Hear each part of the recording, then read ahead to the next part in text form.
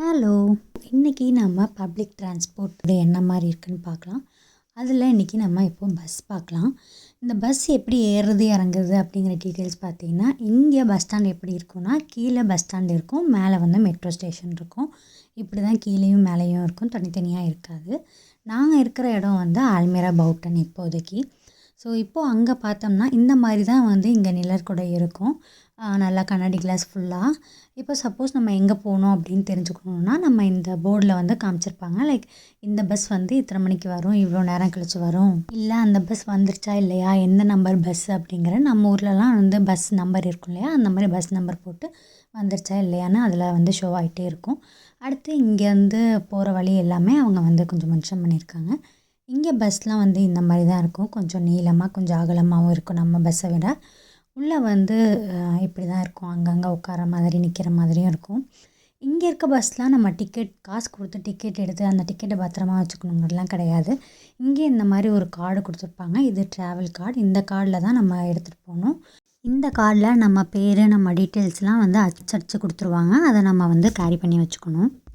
இதை எப்படி யூஸ் பண்ணணும்னு பார்த்திங்கன்னா, நம்ம ஊர்லாம் ஒரு ஏடிஎம் மிஷின் கொடுப்பாங்க இல்லையா, அந்த மாதிரி மிஷின் வந்து நம்ம ஏறினோடனே இருக்கும். அதில் வந்து அந்த எல்லோ கலர் இருக்கு இல்லையா, அதில் வந்து நம்ம கார்டை வந்து டேப் பண்ணணும். ஸோ தட் நம்ம ஏறிட்டோம், இந்த ஸ்டாப்பில் நம்ம ஏறியிருக்கோம் அப்படிங்கிறது அங்கே வந்து ரெஜிஸ்டர் ஆயிரும். இறங்குறதுக்கு முன்னாடி இந்த ஒரு எல்லோ கலர் இருக்குது இல்லையா, அதை வந்து நம்ம ப்ரெஸ் பண்ணிடணும். முன்னாடி ஸ்டாப்பில் இறக்கி விட்டுட்டு பஸ் கிளம்பும்போது நம்ம வந்து ப்ரெஸ் பண்ணிடணும். அப்போது தான் வந்து அவங்களுக்கு வந்து அடுத்த ஸ்டாப்பில் இறங்குறாங்க அப்படின்னு சொல்லி இங்கே இருக்க டிரைவருக்கு வந்து இன்டிமேஷன் போயிடும். சப்போஸ் நம்ம மட்டும்தான் அந்த ஸ்டாப்பில் இறங்குறோம், நம்ம வந்து ப்ரெஸ் பண்ணலை அப்படின்னா அந்த பஸ் வந்து டேரெக்டாக போயிடும், நிற்க மாட்டாங்க. இல்லை ஒரு 5-6 பேர் இறங்குறாங்க, அவங்களாம் ப்ரெஸ் பண்ணிட்டாங்க அப்படின்னா ஒன்றும் பிரச்சனை இல்லை. அப்புறம் அதே மாதிரி இறங்குறப்பவும் நம்ம திரும்ப அந்த எல்லோ கலரை வந்து டேப் பண்ணி அப்படியே இறங்கிட வேண்டியதுதான். சப்போஸ் நம்ம ஏறுறப்ப வைக்கல, இன்பிட்வீனில் இங்கேயுமே நம்ம ஒரு மாதிரி செக்கிங்க்கு போலீஸ் வந்துகிட்டே இருப்பாங்க, போலீஸ் செக்கர் அப்படின்னு வந்துகிட்டே இருப்பாங்க.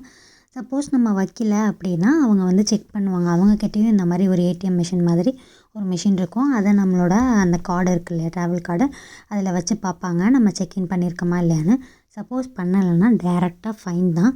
இதில் டிக்கெட் அமௌண்ட் எப்படி எடுப்பாங்க அப்படின்னு நீங்கள் அதை பார்த்தீங்கன்னா, ஒரு ஸ்டாப்லேருந்து இன்னொரு ஸ்டாப்புக்கு நம்ம ஊர் மாதிரியே அமௌண்ட் இருக்குது. அந்த அமௌண்ட் வந்து டோட்டலாக 1 மந்த்துக்கு வந்து நம்மளுக்கு வந்துடும். அது வந்து நம்ம கார்டில் வந்து நம்ம பே பண்ணிடணும். இங்கே வந்து 1 டேக்கு அப்படிலாம் வராது. 1 மந்த்துக்கு ஃபுல்லாக முடிச்சதுக்கப்புறம் அந்த மந்த் எண்டில் தான் நமக்கு வந்து இவ்வளோ நீங்கள் யூஸ் பண்ணியிருக்கீங்க அப்படிங்கிற அமௌண்ட் வரும். இந்த மாதிரி வீடியோஸ்லாம் பார்க்கணுன்னா நம்ம சென்னை டு நெதர்லாந்து சேனலை சப்ஸ்கிரைப் பண்ணி வச்சுக்கோங்க. நம்ம நிறைய ஃபுல் வீடியோ ஷார்ட்ஸ்லாம் அப்லோட் பண்ணியிருக்கோம். பிடிச்சிருந்தா போய் செக் பண்ணி பாருங்கள்.